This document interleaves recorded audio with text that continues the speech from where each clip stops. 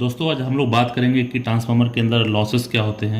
इसको शुरू करने से पहले आपसे मैं रिक्वेस्ट करूंगा कि आप मेरी लाइव वीडियो जाके ज़रूर देखिए। मैंने ट्रांसफार्मर का डिटेल आपको बताया है, उसमें एक एक चीज़ मैंने बताई, उसकी सेफ्टी बताई, उसके प्रकार बताए। ये बड़ा यूज़फुल होगा और आपको समझने में ज़्यादा दिक्कत ना आएगी।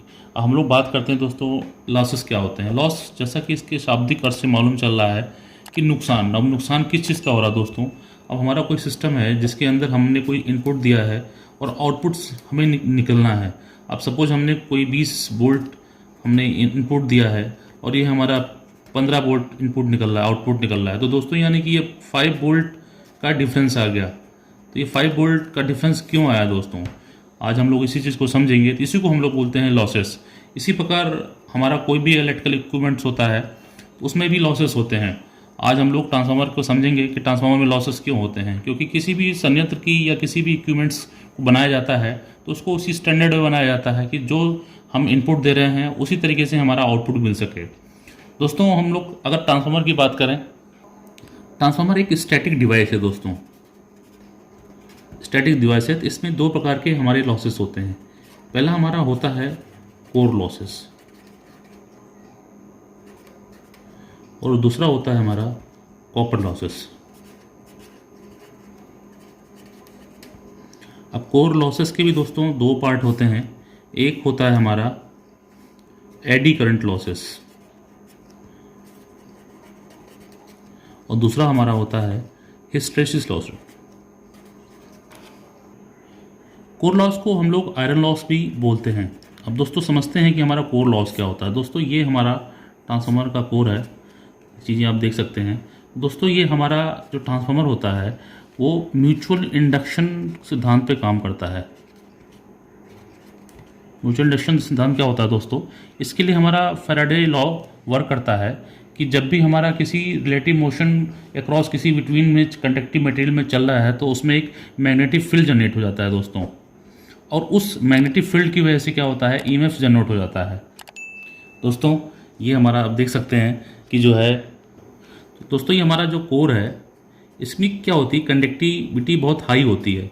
कंडक्टिविटी क्या है दोस्तों, मैंने आपको अपने वीडियो में दिखाया है, आप उसको जाके एक बार ज़रूर समझिएगा कि कंडक्टर और इंसुलेटर क्या होते हैं। कंडक्टिविटी हाई होने से क्या होता है, उसका रेजिस्टेंस बढ़ जाता है दोस्तों। आइए इसको हम लोग फार्मूले से समझें। ये हमारा स्टैंड करता है WE=I² R कोर। WE हमारा दोस्तों हमारा एडी करंट लॉस है, ये IE हमारा एडी करंट है और RE रेजिस्टेंस ऑफ कोर है दोस्तों। अब क्या होगा दोस्तों, कंडक्टिविटी बढ़ रही है यानी कि हमारे यहाँ पे रेजिस्टिविटी बढ़ जाएगी। रेजिस्टिविटी क्या है, WE यानी कि ये प्रोपोर्शनल है एक दूसरे के, यानी कि इसके बढ़ने से हमारा क्या होगा, एडी करंट लॉस भी बढ़ जाएगा। एडी करंट लॉस बढ़ जाएगा यानी कि हमारा जब कंडक्टिविटी बढ़ेगी तो उसकी वजह से टेम्परेचर भी बढ़ जाएगा दोस्तों। इसलिए हम इसको आयरन लॉस भी बोलते हैं दोस्तों। अब हम इसको ये समझेंगे कि इसको रिड्यूस कैसे करते हैं। तो हम लोग समझते हैं कि हम लोग एडी करंट लॉसेस को रिड्यूस कैसे कर सकते हैं। अब उसके दो तरीके होते हैं, या तो हम उसके में सिलिकॉन को लगाते हैं, लेकिन बट सिलिकॉन को लगाने से क्या होगा दोस्तों कि उसकी जो मटेरियल की स्ट्रेंथ होगी वो कम हो जाती है। इसलिए सिलिकॉन का प्रयोग हम जनरली बहुत कम करते हैं या 3 से 5% तक ही करते हैं। दूसरा ऑप्शन होता है दोस्तों उसको लेमिनेशन करने का। लेमिनेशन करने से क्या होता है कि हमारा जो एडी करंट स्लॉट है वो रिड्यूस हो जाएगा। आइए इसको हम लोग फार्मूले के माध्यम से समझें। R=ρL/A।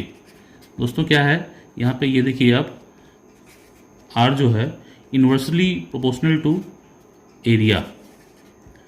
यानी क्या हुआ दोस्तों, यानी कि रेजिस्टेंस बढ़ेगा तो एरिया घटेगा, बढ़ेगा तो रेजिस्टेंस घटेगा। अब हम लोग क्या करेंगे दोस्तों, लेमिनेशन करने से हमारा क्या होगा, एरिया बढ़ जाएगा, इंक्रीज हो जाएगा। एरिया जो होगा वो इंक्रीज हो जाएगा। एरिया इंक्रीज होने से क्या होगा, उसका रेजिस्टेंस कम हो जाएगा, सो उसकी कंडक्टिविटी कम हो जाएगी और हमारे एडी करंट लॉसेस बिल्कुल कम हो जाएंगे। तो ये देखिए यहाँ पे हमने आपको बताया था कि यहाँ पे फैराडे लॉ यानी कि म्यूचुअल इंडक्शन के हिसाब से फ्लक्स जनरेट होता है दोस्तों। और एक फ्लक्स की टेंडेंसी होती है, चूँकि ये हमारा अल्टरनेटिव करंट है दोस्तों, यानी कि ये एंटी क्लॉकवाइज में डायरेक्शन कर रहा है एक बार, और एक बार क्लॉकवाइज में डायरेक्शन कर रहा है दोस्तों ये। अब इसमें क्या होता है दोस्तों एंटी क्लॉकवाइज और क्लॉकवाइज में डायरेक्शन करने की वजह से फ्लक्स का जो दोस्तों, तो हिस्टैरिसीस लॉस क्या हुआ दोस्तों? सिंपली हमारा यही हुआ कि जो हमारी फ्लक्स की एंटी क्लॉकवाइज और क्लॉकवाइज डायरेक्शन होने की वजह से जो उनका डाइपोल की वजह से जो लॉस जनरेट हो रहा है कोर के अंदर, उसको हम लोग हिस्टैरिसीस लॉस बोलते हैं। इसमें भी दोस्तों हम लोग सिलिकॉन से लेमिनेट करके इसको हम लोग रिड्यूस कर सकते हैं। अब हम लोग चलेंगे दोस्तों अपने नेक्स्ट टॉपिक पे, जिसको कॉपर लॉस हम लोग कहते हैं। कॉपर लॉस भी कहते हैं इसको, और इसको हम लोग जो है वेरिएबल लॉस भी कहते हैं। अब वो मैं आपको समझाऊंगा कि वेरिएबल लॉस क्यों कहते हैं दोस्तों। लेकिन मुझे उम्मीद है कि ये आपको समझ में आई होगी, और मैं आपसे फिर से रिक्वेस्ट करूंगा कि ट्रांसफार्मर की मैंने ऑलरेडी वीडियो बना रखी है, उसको आप जाके ज़रूर देखें। उससे आपको प्रैक्टिकल देखने के बाद काफ़ी पिक्चर्स क्लियर हो जाएगी। चलिए दोस्तों हम लोग आगे बढ़ते हैं कि ये हमारा कॉपर लॉस क्या होता है। दोस्तों हम लोग अब बात करेंगे कॉपर लॉस की। कॉपर लॉस में क्या होता होगा दोस्तों कि जैसा कि आपने देखा है कि हमारा कोई भी इक्विपमेंट है कभी भी 100% लोड पे नहीं चलता है। वो कभी घट भी सकता है, कोई बढ़ भी सकता है, कभी वो 30% पे चल सकता है, कभी वो 50% पे चल सकता है, कभी 70% पे चल सकता है। तो वो डिपेंड करता है कि हमारे डिस्ट्रीब्यूशन सिस्टम में किस प्रकार के लोड लगे हैं। कई बार गर्मी का टाइम होता है तो हमारी एसी चल रही होती हैं तो लोड बढ़ सकता है। ठंडी का टाइम आ जाता है तो हमारा लोड कम हो जाता है, तो उसके हिसाब से वेरिएशन में कम हो जाता है। यानी कि दोस्तों हमारा ये कनेक्शन है कॉपर लॉस से। कॉपर लॉस में क्या होता है दोस्तों, ये हमारा वेरिएबल लोड होता है। वेरिएबल लोड होने से क्या होता है दोस्तों, जैसा कि हमारा इनपुट यानी कि लोड वेरी करता रहता है, उसके साथ ही जो होती है ये जनरेट होती है हमारी बाइंडिंग में दोस्तों।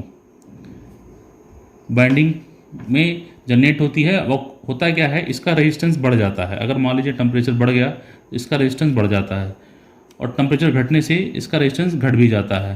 और टेम्परेचर बढ़ने से क्या होता है, ये हीटअप हो जाता है दोस्तों।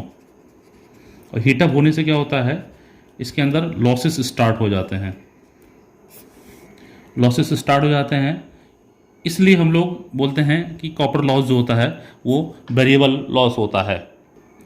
तो कॉपर लॉस को जनरली दोस्तों हम लोग कॉपर से ही कम कर सकते हैं, इसलिए इसकी जो वाइंडिंग आपने देखी होगी कॉपर में की जाती है, सो दैट इसका जो हमारा ये कॉपर लॉस है इसको हम कम कर सकें दोस्तों ये मुझे उम्मीद है कि आपको समझ में आ गया होगा। अगर नहीं समझ में आया होगा तो आप कमेंट करिए, मैं आपको उसको फिर से समझाऊंगा और इलाबरेट करके समझाऊंगा। और हाँ दोस्तों, आप लोग मेरी वीडियो के साथ बने रहिए, क्योंकि मेरी जो नेक्स्ट वीडियो है वो आपके लिए बड़ी वैल्यूबल वीडियो होगी। और मैं कई बार आपको प्रैक्टिकल वीडियो भी दिखाता हूँ, आप उसको ज़रूर देखा करिए, क्योंकि मैं थ्योरी बताता हूँ, पहले प्रैक्टिकल दिखाता हूँ, फिर थ्योरी दिखाता हूँ, जिससे आपका वर्किंग प्रिंसिपल का भी आइडिया लग जाए, थ्योरी में भी आपको दिख जाएगा। तो कोशिश ये रहती है कि आपको ज़्यादा से ज़्यादा समझ में आ जाए और कम से कम भूले आपको। इसलिए दोस्तों मेरे इस पेज को ज़रूर आप लाइक करिए, सब्सक्राइब करिए, शेयर करिए, और बेल आइकन बटन बिल्कुल दबाना मत भूलिए, क्योंकि मेरी जो अगली वीडियो है वो आपके लिए बहुत ही इंपॉर्टेंट वीडियो है, और तभी आप देख सकते हैं जब ये हमारे चैनल के साथ जुड़े रहेंगे। नमस्कार दोस्तों, धन्यवाद।